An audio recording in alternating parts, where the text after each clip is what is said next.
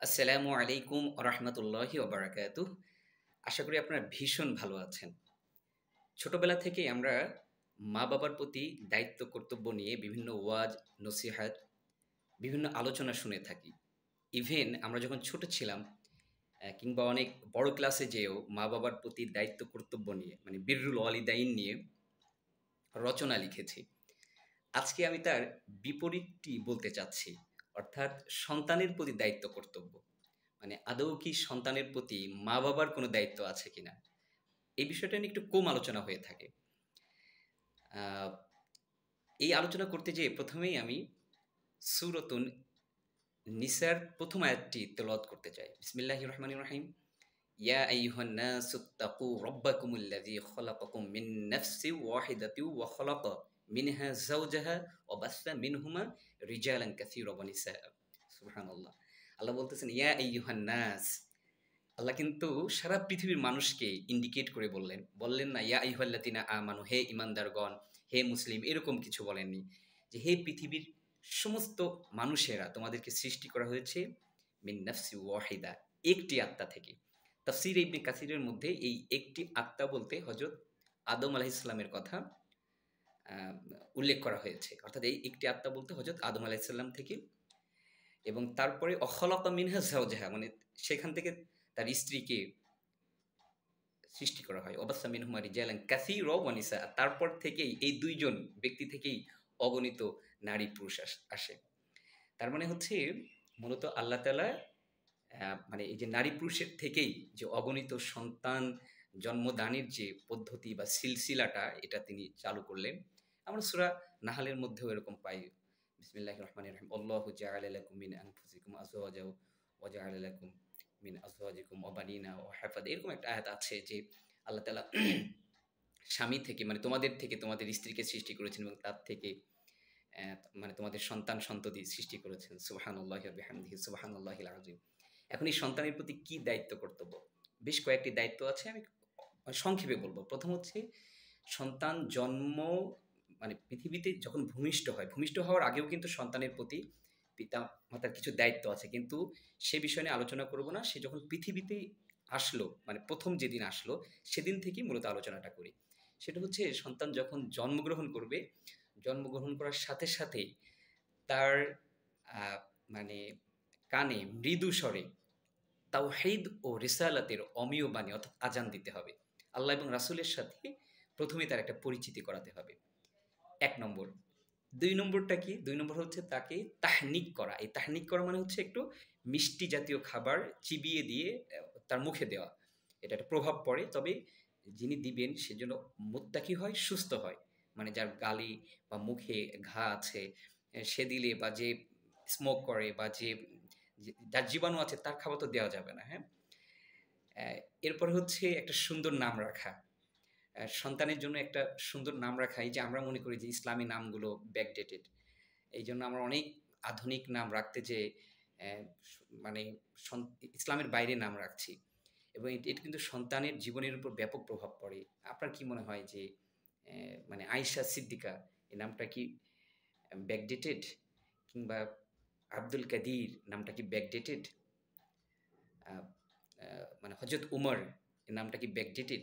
ইসলামের নামগুলো হজরত মুসাআব, তারপরে আপনার মারিয়াম, উম্মে হানি, এই সকল নামগুলো কি ব্যাকডেটেড? ইসলামের নামগুলো কি অসম্ভব সুন্দর নাম আছে।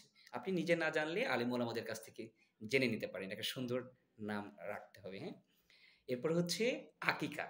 অর্থাৎ ছেলের সন্তান, মেয়ের সন্তান, ছেলে সন্তান হলে আমরা ২ টা বকরি বা ছাগল দিয়ে এবং একটা মেয়ে সন্তান হলে একটা ছাগল দিয়ে আমরা যে আকিকা করব, হ্যাঁ? এটা তার উপর মানে এটা কি বলে একটা বারাকা আসবে আরকি। সন্তান জন্ম নিলে আকিকা করানোটাও হচ্ছে মা-বাবার দায়িত্ব।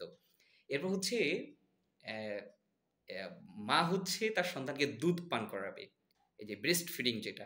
এখন তো আমরা দুধ পান করাতে চাই না। কারণ হচ্ছে যে এতে হচ্ছে আ অনেক শোনা যায় আরকি যে সা সৌন্দর্য কমে যাবে, শারীরিক অ্যা মানে সৌন্দর্যের একটা ঘাটতি বা অবয়বে পরিবর্তন আসবে। এজন্য আসলে আল্লাহর নির্দেশ ওয়াল ওয়ালিদাতু ইউরদি'না আওলাদাহুন্না, যে সারা পৃথিবীর মায়েদেরকে আল্লাহ নির্দেশ দিচ্ছেন মায়েদেরকে যে তোমরা তোমাদের সন্তানদেরকে দুধ পান করাও। তারপর কি? লালন পালন করা, উত্তমভাবে লালন পালন করা। সন্তানকে লালন পালন করতে হবে, অ্যা মানে তার পিছনে খরচ করতে হবে, তার ব্যয় বহন করা, এটা হচ্ছে মা-বাবার দায়িত্ব। একটা হাদিস বলছি, অ্যা পরিবারের সদস্যদের জন্য যদি টাকা ব্যয় করা হয়, তাহলে আল্লাহ তাআলা এটা সাদকা হিসাবে, এইজন্য সন্তানের পিছনে আপনারা যে ব্যয় করবেন, তাকে লালন পালন করবেন, উত্তম লালন পালন করবেন, এটা একটু সাদকা হয়ে যাবে। তারপরে তাকে ধর্ম শিক্ষা দেয়া। আল্লাহর সাথে পরিচয় করানো, এটাও মাতা-পিতার দায়িত্ব। কেমন? যেমন লুকমান আলাইহিস সালাম বলেছিলেন, "ইয়া বুনাইয়া, হে আমার সন্তান, লা তুশরিক বিল্লাহ, আল্লাহর সাথে তুমি কাউকে শরিক করবা না। একাধিক ইলাহ, একাধিক প্রভু আল্লাহকে মেনে নিবা না। ইন্নাশ শিরকা লা যুলমুন আযীম।" আচ্ছা দুঃখিত, একটু বিদ্যুৎ চলে গিয়েছে। আসসালামু আলাইকুম। আমি পুনরায় আপনাদের স্বাগত জানাচ্ছি। আসলে বিদ্যুৎ চলে গিয়েছিল। আ কথা বলছিলাম যে সন্তানের প্রতি মা-বাবার কি দায়িত্ব। তো হয়তো মানে ধর্ম শেখানো বা ধর্মের শিক্ষাগুলো দেয়া, এই পয়েন্টে ছিলাম। যেভাবে লোকমান আলাইহিস সালাম বলতেন, "ইয়া বুনাইয়া আকিমিস সলাহ", হে আমার সন্তান তুমি নামাজ কায়েম করো। ওয়া'মুর বিল মা'রুফ, সৎ কাজের আদেশ দাও। ওয়ানহাউনা আনিল মুনকার, খারাপ কাজ থেকে মানুষকে ফেরাও। লোকমান আলাইহিস সালাম কিন্তু তার সন্তানকে উপদেশ দিচ্ছেন। লোকমান আলাইহিস সালাম বলছেন, "ইয়া বুনাইয়া", হে আমার সন্তান, লা তুশরিক বিল্লাহ, আল্লাহর সাথে শিরিক করো না। ইন্নাশ শিরকা লা যুলমুন আযীম, যে নিশ্চয় শিরক হচ্ছে মহাপাপ। তো সন্তানকে ধর্ম শেখানোটা আপনার দায়িত্ব। এটা হচ্ছে অ্যা এটাকে যে সন্তানকে নামাজের শিক্ষা দেয়া। যখন তার বয়স ৭ বছর হয়, তখন থেকেই তাকে নামাজের কথা, ইবাদতের কথা আপনি শিক্ষা দেন। যদি অ্যা অ্যা মানে তার বয়সটা ১০ বছর হয়ে যায়, তখন সে নামাজ না পড়ে, ধর্মের বিষয়ে অনুসরণ না করে, আল্লাহকে না চেনে, প্রয়োজনে তাকে মৃদু আঘাত করেন, তাকে দণ্ড দেন, তারপরেও তাকে নামাজের আদেশ আপনাকে দিতেই হবে। আ এই বিষয়ে আমি একটা আয়াত আপনাকে বলতে চাই। وَقَالَ الَّذِينَ كَفَرُوا رَبَّنَا أَرِنَا اللَّذَيْنِ أَضَلَّانَا مِنَ الْجِنِّ وَالْإِنسِ نَجْعَلْهُمَا تَحْتَ أَقْدَامِنَا لِيَكُونَا مِنَ الْأَسْفَلِينَ। এটা সূরা হামিম সাজদার মধ্যে আয়াতটি এসেছে যে কিয়ামতের ময়দানে আ মানে এই কাফের সম্প্রদায়ের মধ্য থেকে আরকি যারা সন্তান আছে, তারা আল্লাহকে বলবে, "আল্লাহ, আমি আমার মা-বাবাকে পদদলিত করে, আমার পায়ের নিচে রেখে আমি জাহান্নামে যেতে চাই।" কারণ হচ্ছে যে আমি তো জাহান্নামে যাবোই, কিন্তু আমার মা-বাবা যদি আজ আমাদেরকে ইসলামের পথে বা আল্লাহর পথে শিক্ষা দিত, তাহলে হয়তো আমাকে জাহান্নামে যেতে হতো না। যেহেতু জাহান্নামে যাচ্ছি, আমার মা-বাবাকে পদদলিত করে জাহান্নামে যাবো। সুতরাং আপনারা যারা সন্তান ঘুম থেকে উঠতে কষ্ট হবে, রোজা রাখলে কষ্ট হবে, ইসলামের পথে থাকলে কষ্ট হবে, পর্দা করলে পারে মানুষ তাকে মানে ভালো ছেলের সাথে বিয়ে দিবে না, ব্যাকডেটেড হবে। এই সকল কারণে যারা সন্তানকে ইসলামের পথে, কোরআনের পথে রাখছেন না, কিয়ামতের ময়দানে এই সন্তান আপনাকে পদদলিত করে আপনাকেও জাহান্নামে নিবে, সে নিজেও জাহান্নামে যাবে।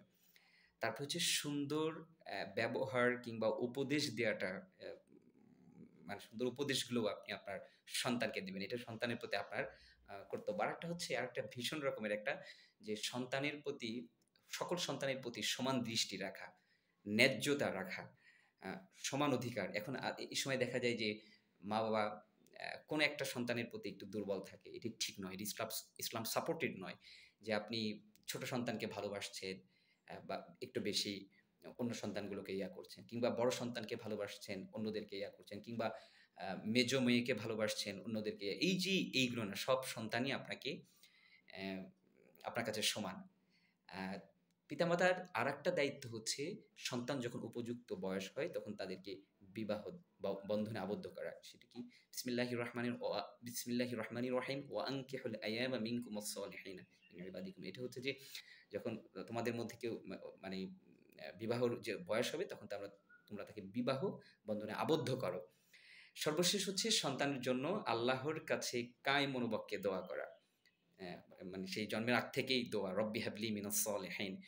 তারপরে রব্বানা হাব লানা মিন আজওয়াজিনা ওয়া যুররিয়াতিনা কুররাতা আয়ুন ওয়াজআলনা লিল মুত্তাকিনা ইমামা। যে আল্লাহ, আপনি আমার সন্তান, আমার স্ত্রী, এদেরকে চক্ষু শীতলতার কারণ করুন। কায় মনোবাক্যে দোয়া করা। তো যাই হোক, সন্তানদের উচিত মা-বাবার সাথে সর্বোত্তম আচরণ করা। ওয়াকুল লাহুমা কওলান কারীমা, সর্বোত্তম ব্যবহার করা। এটা হলো সন্তানের উচিত। তদ্রূপ মায়েরও উচিত সন্তানের সাথে সুন্দর আচরণ করা। উভয়ের সমন্বয়ে একটা সুন্দর পরিবার, সুন্দর সমাজ, সুন্দর পৃথিবী তৈরি হবে। সবাই ভালো থাকবেন। আসসালামু আলাইকুম ওয়া রাহমাতুল্লাহি ওয়া বারাকাতুহু।